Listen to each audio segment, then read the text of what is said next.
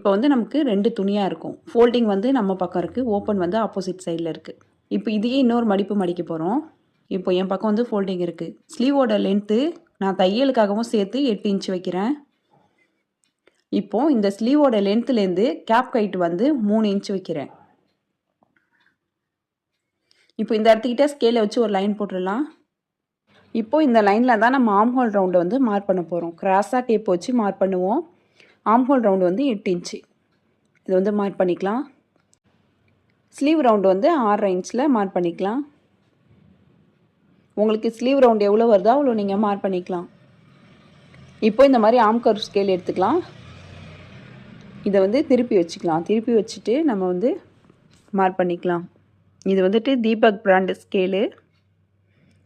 இந்த மாதிரி 2 பாயிண்ட்டுமே டச் ஆகிற மாதிரி வச்சுட்டு நம்ம வரைஞ்சி விட்டுடலாம் ஸ்லீவை.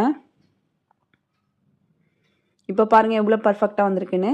இதுக்கப்புறம் இதே ஸ்கேலு 1 இன்ச் கிட்ட வெளிப்பக்கமாக வந்துடணும். இந்த மாதிரி வச்சோம்னா நமக்கு ஃப்ரண்ட் பார்ட்டில் உள்குழி கிடச்சிடும். இதுக்கப்புறம் நம்ம உள்குழியும் மார்க் பண்ணிக்கலாம். அவ்வளோதான், ஸ்லீவ் பார்ட் முடிஞ்சு. ஸ்கேலை வச்சு கனெக்ட் பண்ணிடலாம். தையலுக்காக 1 இன்ச்சு விட்டுட்டு பக்கத்தில் ஒரு கோடும் போட்டுக்கலாம். இப்போ நம்ம ஸ்லீவை கட் பண்ணி எடுத்துடலாம். நீங்கள் பிகினர்ஸாக இருந்தீங்கன்னா இந்த ஆம் கர்வ் ஸ்கேல் வாங்கிக்கோங்க, ரொம்ப யூஸ்ஃபுல்லாக இருக்கும். இதை வச்சு நம்ம கட் பண்ணும்போது ஸ்லீவில் அந்த சுருக்கம்லாம் வராது. இப்போ ஸ்லீவை கட் பண்ணியாச்சு. சென்டரில் நம்ம நாட்சஸ் கட் பண்ணிக்கலாம். அதே மாதிரி கீழே சைட்லேயும் இதே மாதிரி நாட்சஸ் கட் பண்ணிக்கலாம். ஏன்னா நம்ம இங்கே தான் தையலுக்கு போட போகிறோம். அதையும் நாட்சஸ் கட் பண்ணிக்கலாம். இந்த இடத்துக்கிட்ட மடித்து விட போகிறோம், அதுக்கும் நாட்சஸ் கட் பண்ணிக்கலாம். இதுக்கப்புறமா நம்ம ஸ்லீவை விரித்து போட்டுடலாம். 2 துணியாக இருக்கான்னு செக் பண்ணிக்கலாம். இதுக்கப்புறம் நம்ம உள்குழியை கட் பண்ணி எடுத்துடலாம். இந்த மாதிரி ஸ்லீவ் வந்து கரெக்டாக 2 துணியாக இருக்கான்னு பார்க்கலாம்.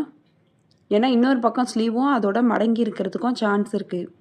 அதனால் நம்ம செக் பண்ணதுக்கு அப்புறமா உள்குழியை கட் பண்ணிக்கலாம். அவ்வளோதான், இந்த அளவுக்கு தான் நம்ம உள்குழி கட் பண்ணணும். இதை விட கொஞ்சம் அகலமாக கட் பண்ணாலும் ஸ்லீவ் வந்து நமக்கு மேலே ஏறிக்கும். அது பார்க்குறதுக்கு அவ்வளோவா நல்லா இருக்காது. இந்த ஸ்லீவ் வந்துட்டு நமக்கு லெஃப்ட் சைடில் வரும், உள்குழி வந்து ஃப்ரண்ட் சைடில் வரும். அதே மாதிரி இன்னொரு ஸ்லீவ் எடுத்து பார்க்கலாம். இது வந்து நமக்கு ரைட் சைடில் வரும். உள்குழி கட் பண்ணியிருப்போம்ல, அது வந்து ஃப்ரண்ட் சைடில் வரும். இந்த மாதிரி கரெக்டாக எது ரைட்டு லெஃப்ட்டுன்னு சொல்லிவிட்டு நம்ம மார்க் பண்ணி ஸ்லீவை வந்து தனியாக எடுத்து வச்சிடலாம். அப்போ தான் நம்ம ஸ்டிச் பண்ணும்போது கன்ஃபியூஸ் ஆகாமல் கரெக்டாக ஸ்டிச் பண்ணுவோம். பிகினர்ஸாக இருந்தீங்கன்னா கண்டிப்பாக இதை ஃபாலோ பண்ணுங்கள். ரைட் சைடு எது லெஃப்ட் சைடு எதுன்னு கரெக்டாக எடுத்து வச்சுட்டு மார்க் பண்ணிவிட்டு அதுக்கப்புறமா ஸ்டிச் பண்ணிக்கோங்க. இதோட ஃபுல் வீடியோ பார்க்கணுன்னா கீழே இருக்கிற ப்ளே பட்டனை கிளிக் பண்ணி பாருங்கள். மறக்காமல் சப்ஸ்கிரைப் பண்ணிவிடுங்க. தேங்க்ஸ் ஃபார் வாட்சிங்.